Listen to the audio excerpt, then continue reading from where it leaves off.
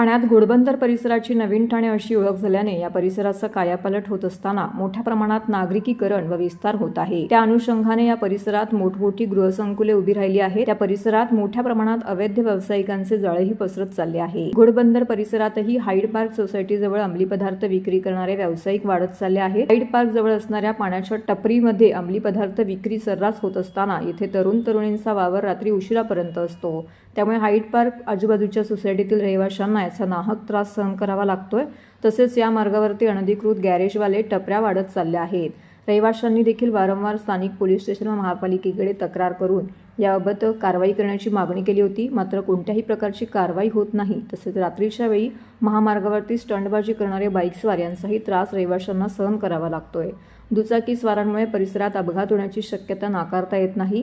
तसेच hide park व आजूबाजूच्या गृहसंकुलाच्या मार्गावरती महापालिकेने गतिरोधक सुद्धा बसवावेत अशा विविध मागण्यांसाठी भारतीय जनता पार्टीचे उपाध्यक्ष रमेश आंबरे यांच्या समवेत रहिवाशांनी ठाणे महानगरपालिका आयुक्त सौरभ राव यांची भेट घेतली व त्यांना निवेदन दिले। यावेळी आयुक्तांनी रहिवाशांना आश्वासन दिले की लवकरात लवकर आपण कारवाई करू। जर 8 दिवसात ठाणे महानगरपालिकेने या विविध समस्यांचे निराकरण केले नाही तर उग्र आंदोलन छेडण्यात येईल असा इशारा भारतीय जनता पार्टीचे उपाध्यक्ष रमेश आंबरे यांनी दिला आहे। म्हणून आम्ही आज आयुक्तांची भेट घेतली आणि आयुक्तांनी आश्वासन दिलं आहे की आठवड्याभरामध्ये जे इनलिगल शॉप जे झालेले आहेत, जे दोस्ती इम्पिरियाच्या रोडला आहेत, ते साईच्या साई शॉप मी हटवतो। आणि जर साहेबांनी सांगितलं की तिथे जे 2 दुकान आहेत त्याच्यामध्ये इनलिगल ॲक्टिव्हिटीज होते ते मी तात्काळ बंद करायला लावतो। आणि त्यांना आम्ही फोटो सकट पूर्ण फाईल दिली की गेल्या 2 वर्षामध्ये जे आम्ही फॉलोअप घेतलेले आहेत, जसं तुलसीरामचा रोड असेल तो पास झालेला आहे, त्याचा बायोमेट्रिक सर्व्हे झाला आहे, पण त्याच्यामागे कुठली शक्ती आहे ती अजून तो रोड कळून देत नाही आहे। हे मी त्यांना दाखवले, फोटो पण दाखवले की जे 2दा आंदोलन झाले तिथे त्यांनी आश्वासन दिलंय की गेल्या आठवड्याभरामध्ये मी हे तुम्हाला मार्गी लावून देतो। हाईड पार्कचा रहिवासी आहोत आम्ही।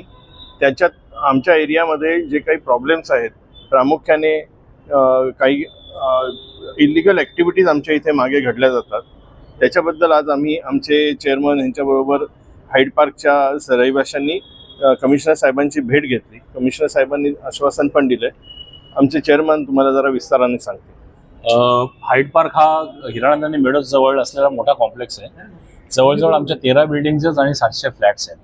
तर काही दिवसापासून म्हणजे आता 1 वर्ष जवळजवळ होत आलं, तिथे इलिगल ॲक्टिव्हिटीज भरपूर प्रमाणात वाढलेल्या आहेत। हाईड पार्कच्या आमच्या मेन गेटच्या समोर काही शॉप्स आहेत, त्याच्यामध्ये 2 शॉप जे आहेत ते इलिगल आहेत आणि तिथे अंमली आणि व्यसनी पदार्थांचं पान शॉप आहे ते, आणि तिथे अंमली आणि व्यसनी पदार्थांचा धंदा चालतो असं आम्हाला दाट संशय आहे। आणि ते आम्हाला वेळोवेळी समोर दिसतं, कारण रात्री 2 ते 2:30 वाजेपर्यंत ती शॉप्स उघडी असतात। तिथे बाहेरचे लोक येऊन धिंगाणा घालतात आणि आमच्या रहिवाशांना सगळा त्रास होतो त्याचबरोबर, आणि तो मोठा प्रॉब्लेम आहे आणि तो बंद व्हायला पाहिजे, कारण आमचे रहिवासी घाबरलेले असतात। संध्याकाळपासून तिथे लहान मुलं जायला घाबरतात। सकाळच्या वेळेला आमच्या इथे तिथे मुलांना त्रास होतो। मेन गेटला शाळेमध्ये जातात। ज्येष्ठ नागरिकांना चालायला जागा नाही आहे, बाहेर चालायला जागा नाही आहे, कारण फुटपाथ जे आहेत ते सगळे इलिगल स्टॉल्सनी सगळे व्यापलेले आहेत आणि तिथे कुठल्याही प्रकारची सेफ्टी नाही आहे। लाईट्स जे आहेत ते पुरेशा प्रमाणात नाही आहे।